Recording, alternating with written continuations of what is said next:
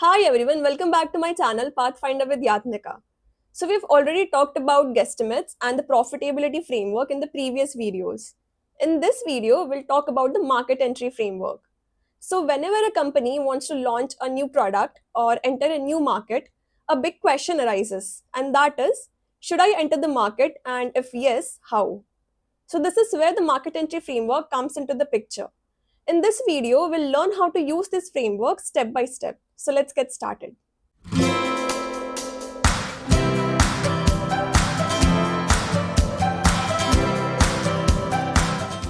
Now, let's see how do we actually go about solving a market entry case. The first step is to understand the problem statement. So this step is common to all the types of cases that you solve in interviews, and reiterate the problem statement just so that you don't miss out any details. Step 2 is to ask clarifying questions. So you can ask about the company, what products do they offer and what geographies do they operate in.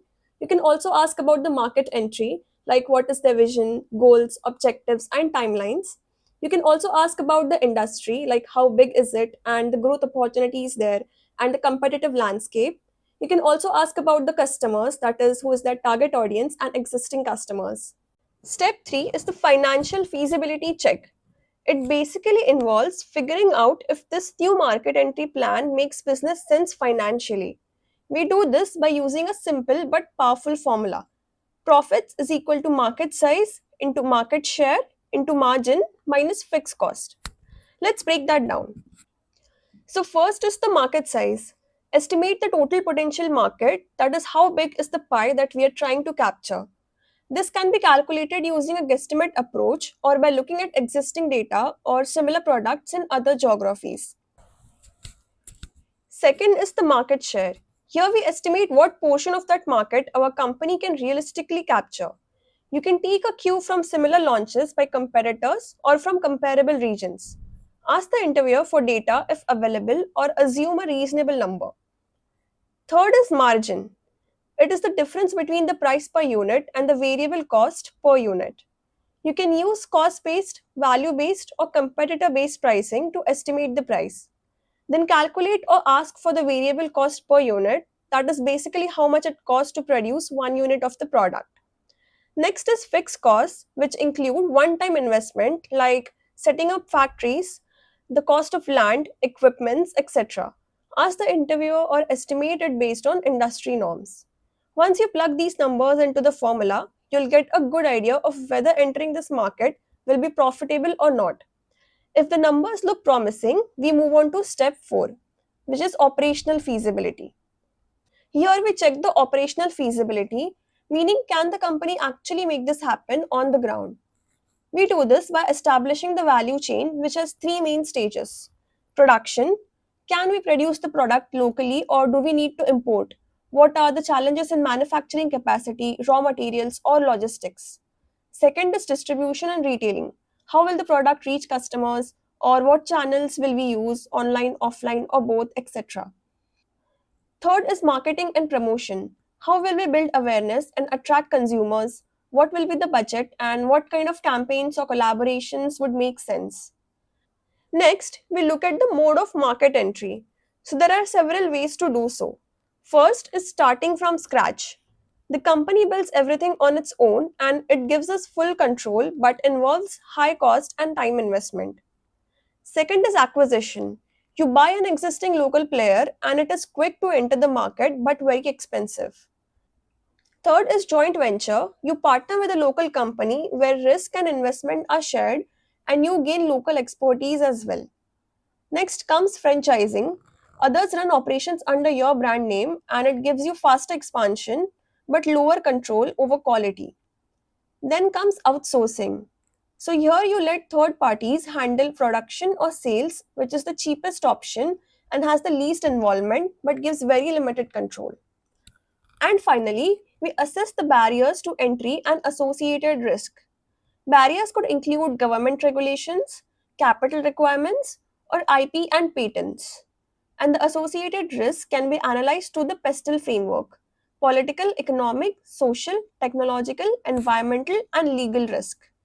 If the financial and operational feasibility looks good, you can move on to the recommendation stage. Here you need to identify what strategy to use while entering the market. Then you can go about synthesizing your case. Now we'll have a look at an example to understand this framework better.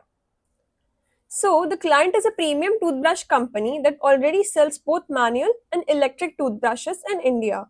They now want to innovate further by introducing a smart electric toothbrush that uses AI and a built in camera to monitor brushing techniques and generate daily dental hygiene reports through a connected mobile app. The key question for us is, should the client enter this market, and if yes, how? After asking a few clarifying questions to the interviewer, we got to know that the client has no prior software or AI experience.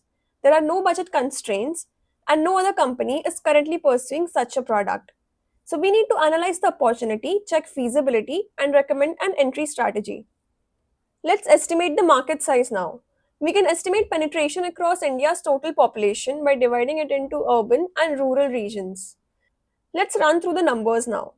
India has a total population of 140 crores. Now, assume that 20% of people face dental problems and that accounts to around 28 crores. Among these, roughly 40% live in urban areas and 60% in rural. So, let's assume a 5% penetration rate in urban areas and 1% in rural. After performing our calculations, we get a rough figure of about 73 lakh users. Now we ask the interviewer about the price of the product and he mentions it to be priced at 2000 rupees. And each brush has a 2-year lifetime, hence the total addressable market would be 73 lakhs into 2000 divided by 2, which is approximately 730 crores. This gives us a good sense of the opportunity size. Now let's move on to the operational feasibility of this market entry. There are three key aspects to consider: development, manufacturing, and post sale service. First is development. The toothbrush uses AI to generate hygiene reports, but our client has no prior experience in software development.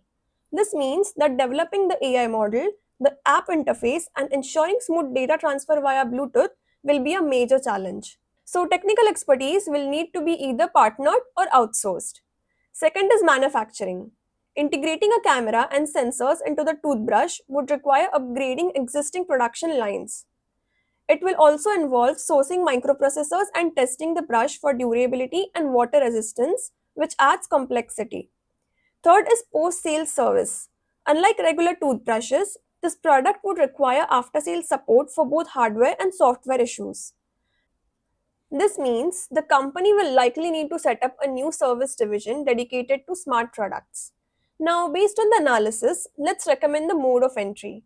Since the client has zero experience in AI development, the best route would be to go for a joint venture model with an existing AI or software company. This way, the AI partner can handle the AI model and app development, while our client can focus on hardware design, production, and marketing. This approach will reduce the R&D burden, speed up the go-to-market timeline, and minimize the technical risk for the client. Alternatively, if the company plans to invest in AI for the long term, it could consider acquiring an existing AI startup and building the technology in-house, but that would require a significant upfront commitment. So now I will synthesize this case. This case is all about balancing innovation ambition with capability readiness. The market potential exists, the timing is right, and the competition is minimal, but success will depend on strategic collaboration and control scaling. By entering the market through a joint venture, the client can minimize the risk, accelerate the time to the market, and position itself as the first mover in AI enabled oral care. So that's it for today. Thank you so much for watching. Please hit the like button and share this video if you found it helpful, and subscribe to my channel to stay updated. I'll see you in the next one.